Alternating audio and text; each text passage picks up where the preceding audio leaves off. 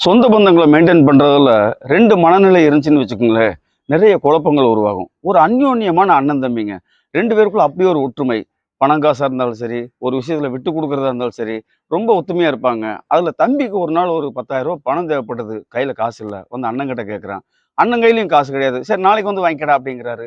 மறுநாள் வந்து தம்பி அந்த பணத்த வாங்கிட்டு போன உடனே, அண்ணனோட மனைவி சொல்றாப்புல தன் குழந்தைய பார்த்து, "டேய்! உங்க அப்பன் எல்லாத்துக்கும் குடுத்து குடுத்து நம்மள நாளைக்கு நடுத்தெருவுல நிறுத்திருவார்றா" அப்படின்ன உடனே அந்த கணவன் சங்கடத்தோட, "ஏம்மா இப்படியெல்லாம் பேசுற? நான் என் தம்பிக்கு தானே குடுத்தேன். நமக்கு அவன விட்டா வேற யார் இருக்கா?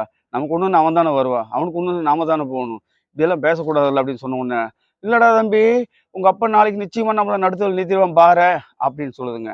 இது முடிஞ்ச ஒரு 2 மணி நேரத்துக்குள்ள அவங்க குழந்தைங்க 2 பேரும் அண்ணன், தம்பி அடிச்சுக்கிறாங்க. அந்த அம்மா சொல்லுது, "ஏன்டா சின்னவனே அழுகுற?" அப்படின்ன உடனே அந்த சின்ன பையன் சொல்றான், "அம்மா, அண்ணன் என் பொம்மைய புடுங்கிட்டாம்மா, தரமாட்டேங்கிறாம்மா" அப்படின்னு அழுகும்போது, அந்த அம்மா தன் மூத்த மகன்கிட்ட சொல்லுது, "ஏன்டா பெரியவனே இப்படியெல்லாம் பண்ற? அவன் யார்றா? உன் தம்பிடா, உன் கூட பொறந்தவன். நாளைக்கு உனக்கு ஒண்ணுன்னா அவன் தான்டா வந்து நிப்பான். அண்ணன், தம்பி ஒத்துமையா இருந்தா தான்டா வாழ்க்கை நல்லா இருக்கும்." இப்படின்னு சொல்லும்போது, நமக்கு என்ன தோணும் தெரியுங்களா? "டேய், யார்றா நீங்கல்லாம்?" அப்படின்னு சொல்ல தோணுங்க. ஆமாங்க. நம்ம மேல உண்மையான உறவு வைத்த அன்பு உள்ளங்களை தயவு செய்து இழந்து விடாதீர்கள். ஏன்னா, திரும்பவும் அது போன்ற உறவுகள் அமைவது ரொம்ப கஷ்டங்க. இந்த நாள் இனிய நாளாகட்டும்.